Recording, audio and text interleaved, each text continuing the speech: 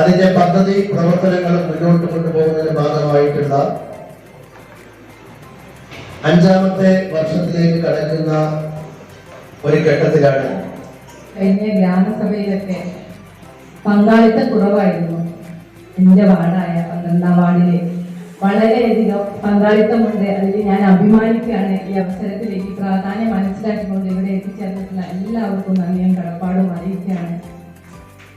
അതുപോലെ ഇന്നത്തെ ഗ്രാമസഭ 3 അജണ്ടകളോടെയുള്ള ഗ്രാമസഭയാണ്. പദ്ധതി രൂപീകരണവുമായി ബന്ധപ്പെട്ട 2025-26 വർഷത്തേക്കുള്ള പദ്ധതി രൂപീകരണവുമായി ബന്ധപ്പെട്ട പ്രധാന അജണ്ടയായ ഗ്രാമസഭയാണ്. അതിലെ വർക്കിംഗ് ഗ്രൂപ്പ് പൊതുയോഗം പഞ്ചായത്ത് തലത്തിൽ നടന്നു കഴിഞ്ഞു. അതിന് വന്ന നിർദ്ദേശങ്ങളും അതുപോലെ തന്നെ ഭിന്നശേഷി ഗ്രാമസഭ നടന്നു കഴിഞ്ഞു. അതിലൊക്കെ വന്ന നിർദ്ദേശങ്ങളുടെ അടിസ്ഥാനത്തിലുള്ള ഇവിടെ കോർഡിനേറ്റർ ഭരണവുമായി ബന്ധപ്പെട്ട കാര്യങ്ങളാണ്. സാമൂഹ്യ നീതിയുമായി ബന്ധപ്പെട്ട കാര്യങ്ങൾ, ഭിന്നശേഷി വിദ്യാർത്ഥികൾക്ക് സ്കോളർഷിപ്പ് ഇപ്പോൾ ഈ സഭയിൽ ഉന്നയിക്കാം.